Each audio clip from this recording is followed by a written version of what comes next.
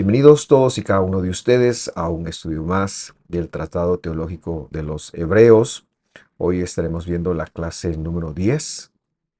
Llevamos ya 10 semanas estudiando este tratado y hemos concluido con los primeros dos capítulos, que por cierto la próxima semana, y debido al tema que empezaremos a tratar, la próxima semana haremos un breve resumen de cómo es que se va desarrollando hasta este momento.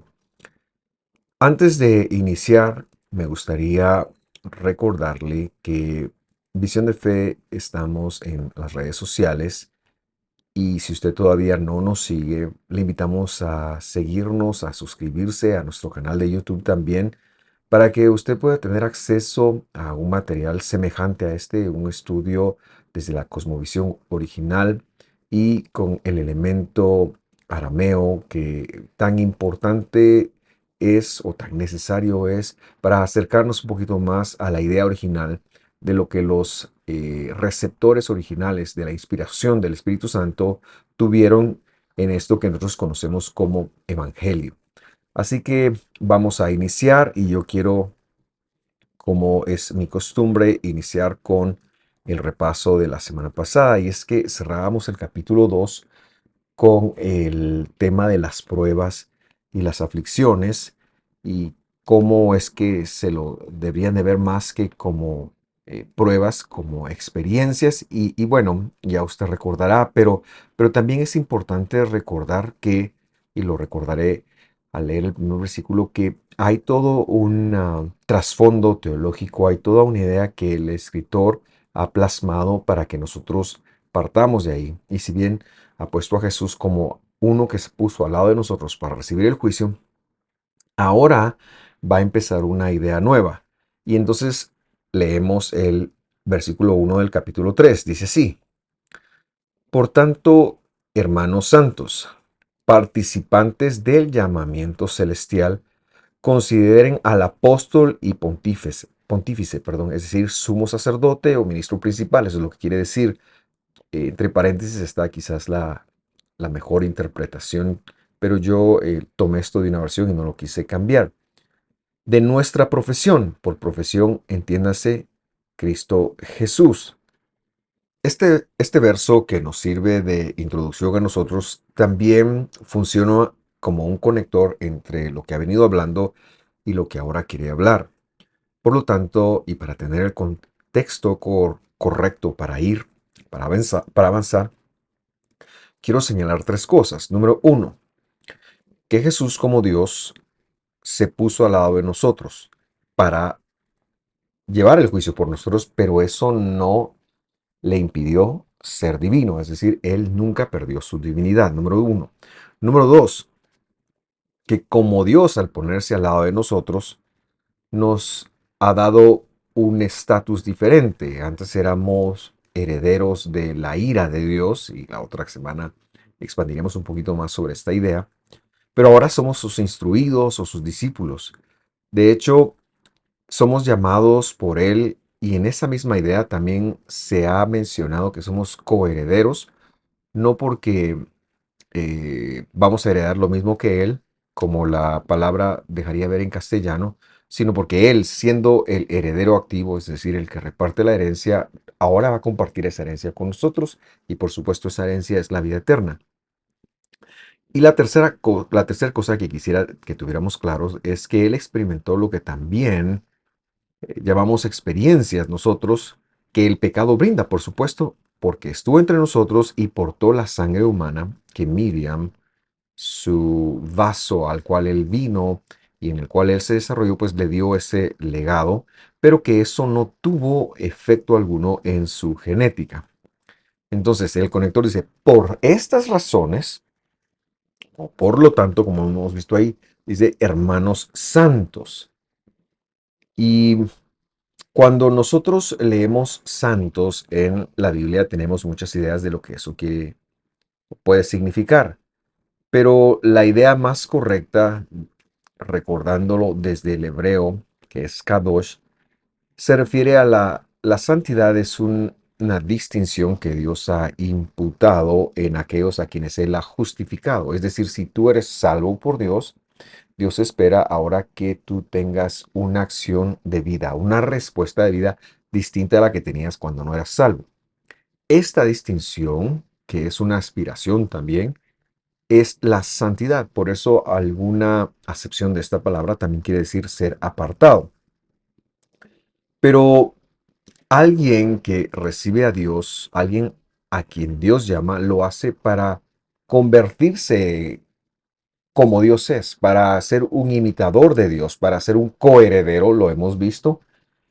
Y eso implica vivir dentro de los mandamientos de Dios, eso implica vivir dentro de la palabra de Dios. Entonces, un justificado, un salvo es alguien que recibe la santidad, recibe la vida como Dios la vive, que es como su palabra, como sus mandamientos, o sea, sus competencias nos invitan a vivir. De ello, nosotros somos responsables por en responder, valga la redundancia, a Dios, cambiando nuestra vana manera de vivir. Y no porque podamos cambiarla, sino porque le hacemos eco al entrenamiento que Él nos dice. Y si llegamos a Dios en X forma, Dios inicia un proyecto con respecto de nosotros, una educación para que cada vez seamos más como Él. Por eso se nos ha llamado hermanos santos. Cuando habla de el llamamiento celestial, que esto es muy importante, se refiere a haber sido escogidos por Dios. Conocer a Dios no es una decisión que yo hice porque yo no soy tan bueno. Usted tampoco es tan bueno. El conocimiento de Dios se da porque hubo un llamamiento de parte de Él, porque hubo una elección de parte de Él y porque Él nos convenció de que seguirlo era lo mejor. Celebramos muchos coros antiguos como por ejemplo el de He decidido seguir a Cristo. Pero más que yo decidir seguir a Cristo, Él decidió que yo lo siguiera. Y a eso se refiere esta idea. Y luego empieza a desarrollar una idea para que nosotros consideremos, ha dicho, al apóstol y sumo sacerdote, apóstol y pontífice.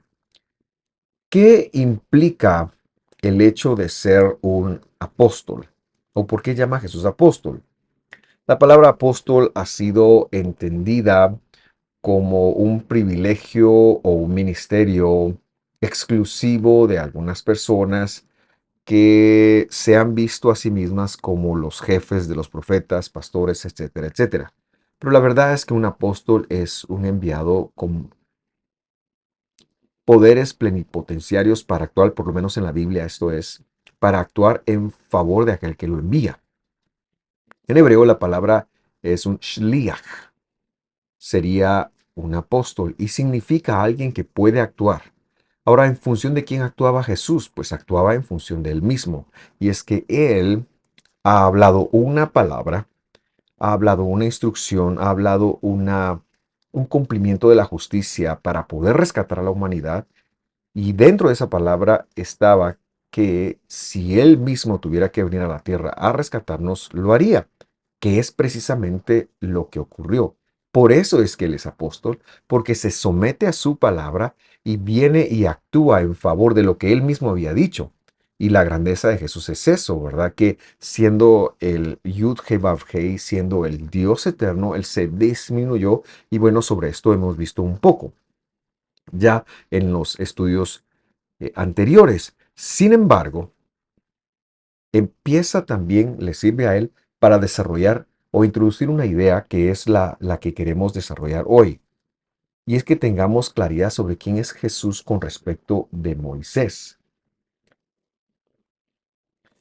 ¿Y cómo sabemos eso? Porque dice que es un sumo sacerdote, o es decir, alguien que va a efectuar una, una reconciliación o un oficio por nosotros.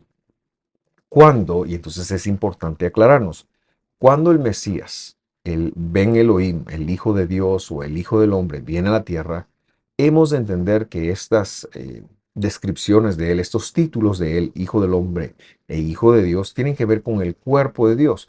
¿Cómo vino Dios en la forma del Mesías? Vino como un cuerpo, vino como una ofrenda. ¿Cómo regresó al cielo? ya no regresa como una ofrenda porque Él dijo, consumado es. Recordará usted que las ofrendas, especialmente las de reconciliación, habían de consumirse completamente y no se les aprovechaba absolutamente nada. Ahora Él está, y cuando Él es devuelto, es bienvenido al cielo, a la eternidad celestial, algo incomprensible, a donde ningún hombre ha entrado. También he de decir, según lo enseña el Evangelio, Él regresa como un sumo sacerdote, regresa a oficiar. Y mientras sea sumo sacerdote, y esto lo unimos a las ideas que hemos ido comentando, no estarán todas las cosas completamente bajo sus pies. Pero esta idea, a su vez, es revolucionaria porque el autor la está entregando más o menos alrededor del año 55-60 a una audiencia que tiene una teología farisea. Cuando en muchos lugares se habla del judaísmo del primer siglo, hemos de decir que es un poquito errónea. Bueno, no es un poquito errónea, es bastante errónea.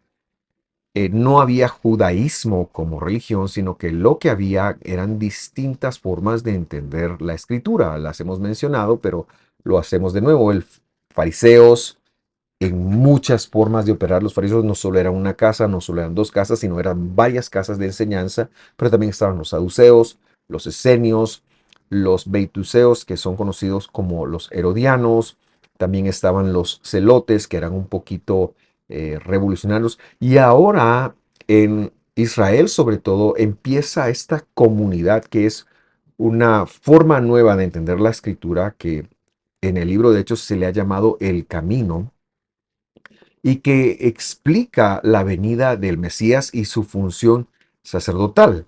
Pero esto choca demasiado, y por eso es importante hablarlo acá, con la idea farisea. Es decir, las personas que reciben el tratado teológico de Hebreos, que es el que estamos estudiando, están en Israel. Pero ellos vienen de una cosmovisión farisea que ha acostumbrado a percibir al Mesías como un genio militar, como alguien heroico, casi con poderes de Superman, que viene a libertarlos del yugo político opresor romano. Y el autor está diciendo, tenemos que empezarnos a apartar de esta idea, y para ello va a ser una comparación con Moisés, porque es necesario que los receptores de la carta, que son judeanos, es decir, judíos de raza, no de religión, ellos tienen muy metida y marcada la idea de, bueno, ¿qué pasó con Jesús? De hecho, en Hechos capítulo 1, cuando el Señor está a punto de volver al cielo, sus discípulos se le acercan y le dicen, bueno, Señor, ya moriste y resucitaste. ¿Vas a restaurar el reino ahora? ¿Qué vas a hacer? Si los discípulos, que son las personas o eran las personas más cercanas a Jesús, lo ven así, seguramente la mayor parte de la congregación también que así lo ve. Por lo tanto, era necesario que ellos fueran recibiendo todas estas aclaraciones. Era impensable para un judío de raza que tenía una comunión espiritual, era impensable ver al Mesías y su función como un sacerdote. Y eso es lo que ahora, por eso es que es importante leerlo así, leerlo con el contexto, porque eso es lo que el escritor quiere empezar a dejar. Y como prueba de ello, va a tomar la figura de Moisés y va a ir siendo una comparación. Para ello, seguimos la lectura. Versículo 2, Hechos 3, Hebreos 3:2, perdón. El contexto es que consideramos entonces a Jesús, dice, el cual fue fiel al que lo designó, que fue él mismo, fue su palabra, como también lo fue Moisés en toda la casa de Dios. Entonces ya ve usted una comparación que se da aquí. Y el estudio, el misterio de Moisés y Jesús tiene que ver con nosotros respondiendo esta aparente, eh, este aparente misterio o pregunta. Pero lo que es importante notar para nosotros, los creyentes del siglo XXI, es que en nuestra cosmovisión, los creyentes en el Mesías, me refiero, porque los judíos ahora sí de religión no creyentes en el Mesías, ellos no les aplica esto. Ellos sí que tienen una cosmovisión de Moisés como alguien casi un semidios. Sin embargo, para nosotros, los creyentes en el Mesías, que tenemos a Moisés en el correcto lugar, Moisés no compite en algo con Jesús. Pero en el primer siglo esto no era así. En el primer siglo, para los descendientes físicos de Abraham, ya Moisés representaba algo extremadamente importante. Y tenemos que explicar un poquito. La función de sumo sacerdote fue algo que Dios le entregó a Aarón. Pero unos 200 años antes del Mesías, del año cero, se empezó a desarrollar la figura de Moisés como sumo sacerdote, aunque no lo era bíblicamente. Moisés fue el profeta, el siervo que Dios escogió para sacar al pueblo y para recibir las palabras de Dios y transmitirlas al pueblo. Pero unos 200 años, repito, antes de Jesús, se empieza a tener una cosmovisión distinta a Moisés. Se lo empieza a ver como una especie de mediador. Y hasta el exilio, por decirlo, hasta el 586, antes del año cero, Moisés era visto dentro de Israel como se lo narra en la escritura. Y como lo hemos mencionado, un hombre que ha recibido la escritura, que ha recibido los primeros 5 libros, que ha recibido la forma de vida que Dios esperaba que Israel tuviera, un vaso usado por Dios también para ser un libertador, pero con el aparecimiento de la famosa tradición oral. Y la tradición oral está presente en el Evangelio, lo hemos enseñado en Marcos, y aparece en muchos versículos y la gran mayoría de discusiones que Jesús tiene con el fariseísmo, las distintas facetas del fariseísmo en el primer siglo, lo tienen porque están discutiendo la tradición oral de ellos, que era una interpretación de la escritura. El sentir era más o menos el siguiente. ¿Sabes qué? La escritura se interpreta de esta forma, es decir, como la tradición oral. Si no lo haces así, aunque lo hagas como está escrito, lo estás haciendo mal o no lo estás haciendo bien. Y señalamos que este es pues, un error. Sin embargo, todavía dentro del judaísmo ortodoxo es como se lo ve. Entonces Moisés empieza a cobrar un auge casi de Mesías. Y se lo empieza a ver, como decía, como el mediador, y se le empezó a atribuir méritos, ya que Dios había hecho por medio de él muchas cosas y se empezó a valorar el asunto de los méritos y se empezó a sacar el hecho de hacer méritos o los méritos de Moisés se empezó a sacar de contexto, se empezó a sacar del verdadero servicio que Moisés había prestado e incluso se empezaron a prestar estos méritos. Uno de los méritos que más se le atribuyen a Moisés, y esto ya está presente en el momento de Jesús, y por eso es que ahora mismo lo saca a relucir el escritor de Hebreos, es que eh, a Moisés se lo conoció como Moshe Rabenu, es decir, Moisés nuestro maestro. Y usted ve en el Evangelio a Jesús decir, no deben de llamarle a nadie maestro, no deben de ustedes de, sino su maestro es Dios. Lo dijo en función de que la tradición oral ya se llamaba así a Moisés. No es algo que Moisés haya pedido, sino es algo que se fue dando poco a poco. Para demostrarlo o para dar un ejemplo, no es para hacer una demostración, pero para dar un ejemplo, leamos Juan 9:28, en donde vemos un poquito la importancia que para los judianos tenía Moisés.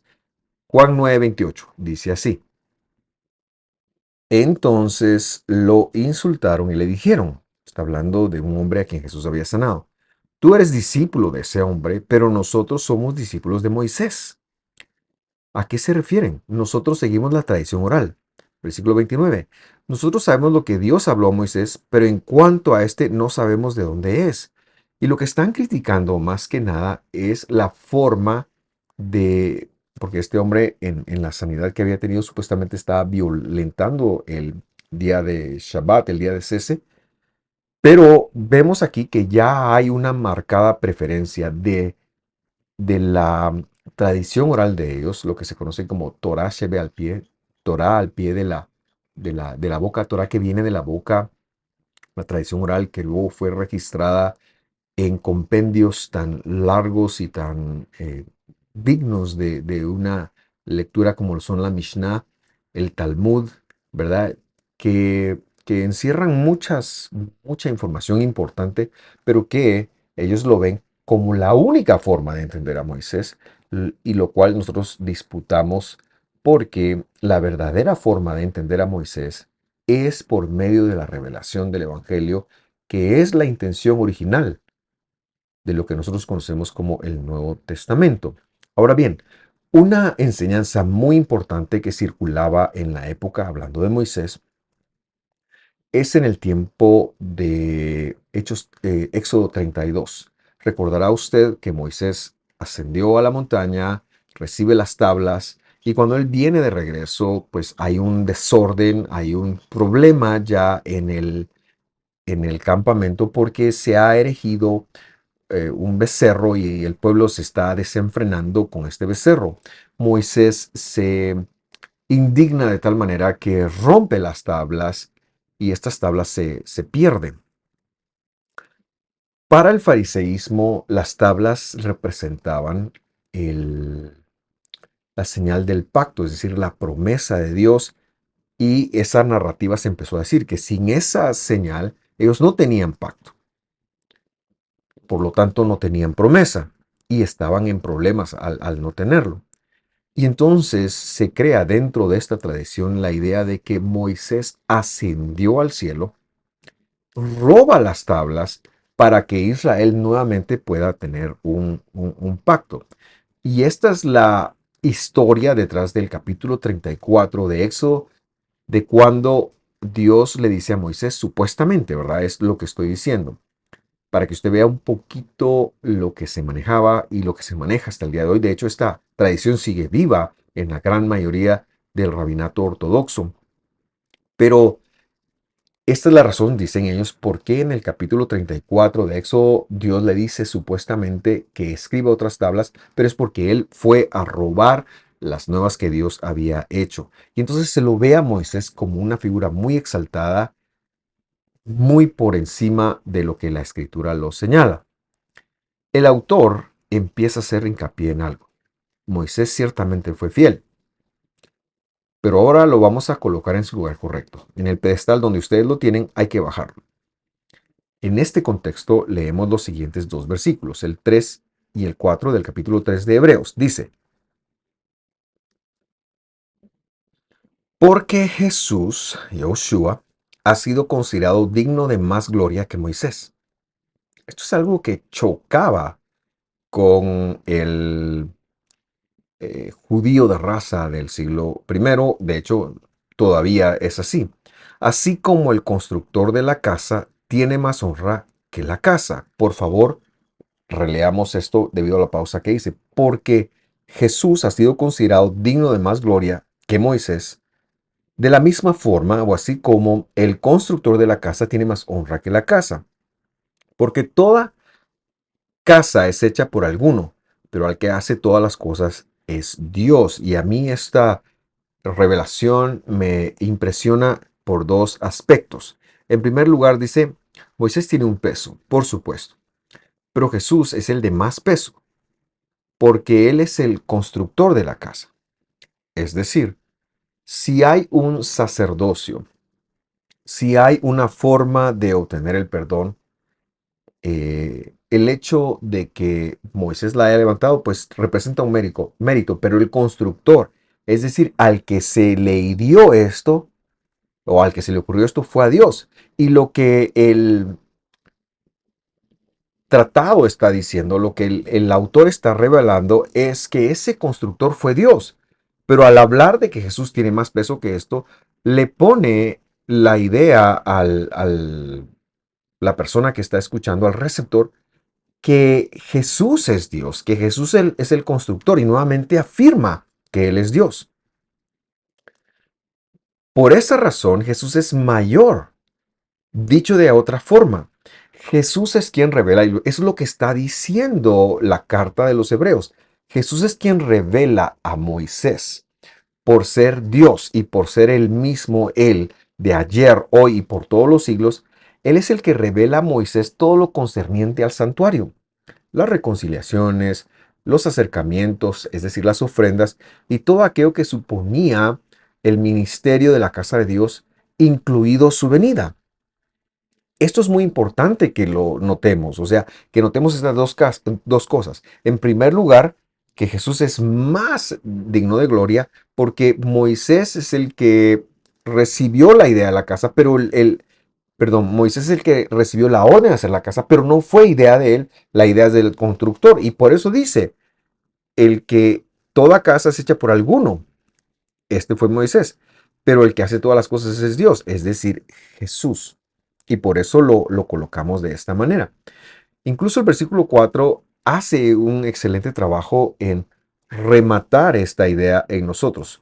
Porque si el constructor es Dios, Él se está refiriendo a que Jesús es ese Dios. En el versículo 5 seguimos la lectura y dice, Moisés fue fiel en toda la casa de Dios, es decir, de Jesús, como siervo, para testimonio de lo que se iba a decir más adelante. Quiero recalcar y dejar este pensamiento en su mente, que Moisés fue fiel en todas las cosas de Dios, de una forma específica. ¿Cuál es esa forma específica? Fue fiel como siervo. Esto será muy importante y ya veremos por qué. Porque sirve como un anticipo de lo que se iba a decir más adelante. Leamos el versículo 6. Pero el Mesías, o sea, Jesús, fue fiel como hijo, es decir, como el cuerpo de Dios, como el heredero, sobre la casa de Dios, cuya casa somos nosotros, si retenemos firme hasta el fin nuestra confianza y la gloria de nuestra esperanza. ¿Qué está explicando el autor entonces? ¿A qué se refiere? Recuerde usted que viene de una comparación que se está haciendo entre Moisés, la fidelidad de Moisés, y ahora la fidelidad del Mesías, o sea, de Jesús. Entonces, ¿a qué se refiere el autor? Y nosotros tenemos que ir a la escritura, porque sin la escritura esto no se entiende. Recordamos Deuteronomio capítulo 18, versículo 15. Dice, un profeta de en medio de ti, de tus hermanos, como yo, señalo como yo, te levantará el Señor tu Dios. A él oirán. Lo que está el escritor de Hebreos teniendo en mente y colocando en el corazón de sus interlocutores es precisamente este profeta como yo. Pero, ¿en qué sentido fue Jesús como Moisés? Porque algunos pensarían en ser humano, en la barba, en la enseñanza. ¿A qué se refiere?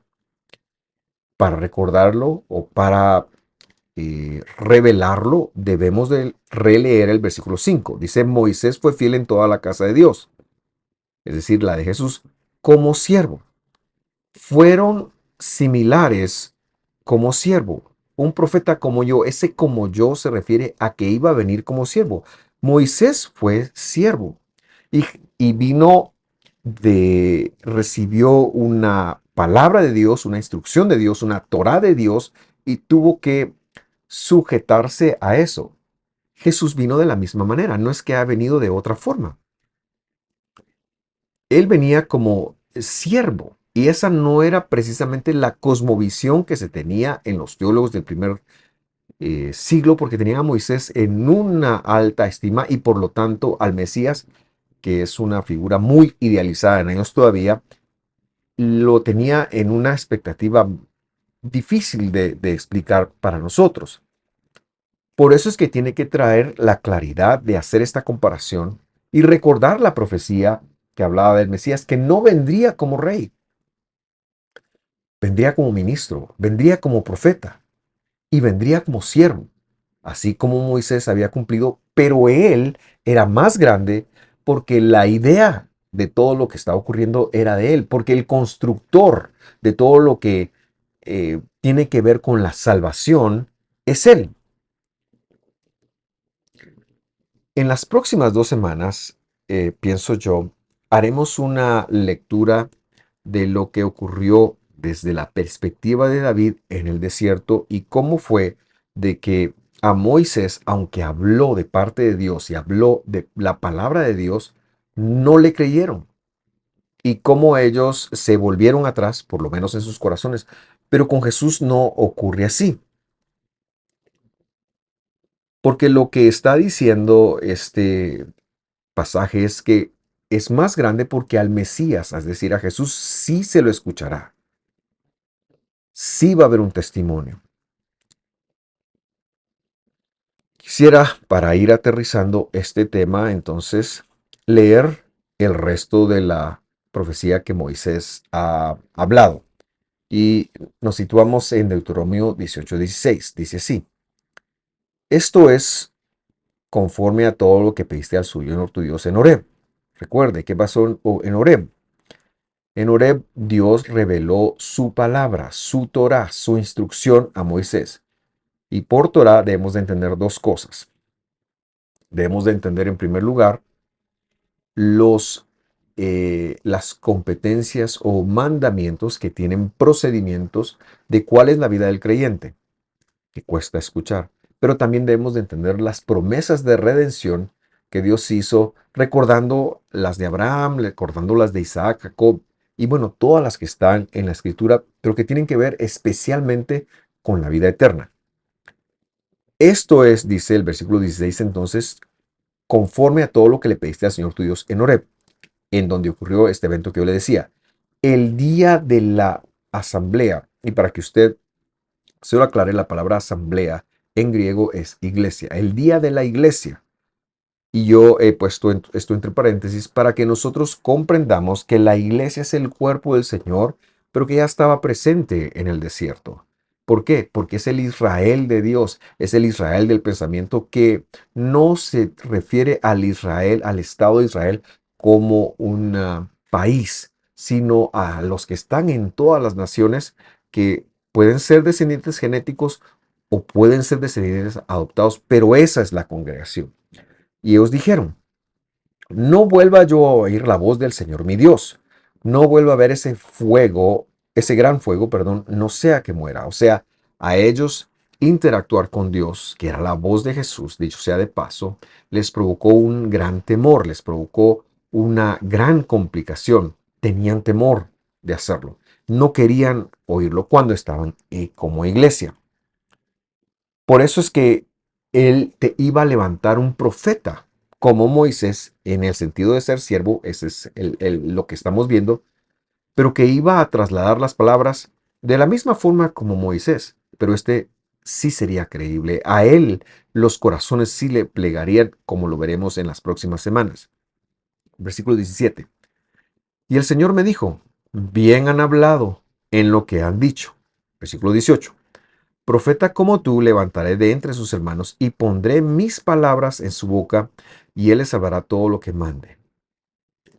Y esto, querido amigo, hermano que me ve, se refiere específicamente a Jesús, porque él vendría como un ministerio, no como rey, como un ministro.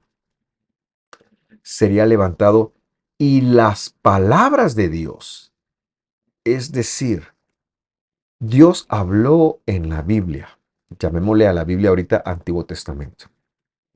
Y esto salió más que nada de la boca de Moisés, pero también David, los profetas, etcétera, etcétera. Pero el Evangelio narra el cumplimiento de esto, porque las palabras que Dios en la forma de Jesús, en la forma del Mesías, cuando Él vino a dar, valga la redundancia, esas son las palabras de cómo entender correctamente lo que ya está escrito. Esa fue la función que Jesús vino a hacer, aparte, por supuesto, de entregar su vida por nosotros y cumplir con toda justicia como Él mismo había dejado estipulado. Él vino a ser la voz de la divinidad. Y así también lo hemos entendido porque el escritor del Tratado Teológico de los Hebreos ya lo ha dado a conocer. Y es precisamente donde quiero aterrizar la enseñanza. Hebreos 1.1 dice Dios Elohim, es decir, la plenitud de los atributos, algo inimaginable para nosotros, pero especialmente el amor de Él, habiendo hablado hace mucho tiempo a Moisés, en muchas ocasiones, Moisés, y de muchas maneras a los padres por los profetas, a todo lo que es Israel. Aquí está refiriéndose al Antiguo Testamento. Versículo 2 dice, en estos últimos días, en los días postreros, lo veíamos, en los días mesiánicos, después de la venida de Él mismo, nos ha hablado por su Hijo, es decir, su cuerpo, a quien constituyó heredero activo, es decir, alguien que viene a repartir la herencia que es de Él, viene a repartir su herencia, sus bienes, de todas las cosas, por medio, perdón, de quien hizo también el universo. Entonces, cuando un judiano del primer siglo escuchaba a Moisés y lo tenía en el más alto de los pedestales, lo que el autor de Hebreos le está diciendo a la congregación creyente en Jesús es que tomen a Moisés y lo bajen un peldaño, porque la verdadera palabra de Dios se va a expresar desde la boca de Jesús. Pero ojo, no es algo distinto, no es algo nuevo, es la correcta interpretación de lo que ya se dijo. Porque como está escrito, el cielo y la tierra pasará, pero la palabra del Señor, la palabra no pasará. Jesús no vino a anular la Torah, no vino a anular esas palabras, vino a darles su llenura correcta y a explicarnos la correcta forma de nosotros entenderla. Para un judeano del siglo primero que está dentro de la congregación, lo que conocemos nosotros como la Iglesia de Jerusalén, pues representaba un reto hacer ese ajuste. Pero para el creyente del siglo XXI, que viene de una cosmovisión en donde todo el tiempo se le ha dicho que la ley ya no vale, que la ley ya no cuenta, también representa un reto. Pero esto no es así, sino que los creyentes del siglo XXI tenemos que entender que la Biblia es una palabra, que es una unidad y que es un privilegio nuestro entender a Jesús desde esa cosmovisión. Este es precisamente el enfoque de todo lo que nosotros enseñamos, hablamos, y mi oración es que Dios pueda seguir despertando el interés de cada uno de ustedes para crecer en la palabra del Señor. Con esto terminando, le envío un fuerte abrazo, le agradezco por su sintonía y espero verlo la próxima ocasión. Que esté muy bien. Hasta pronto.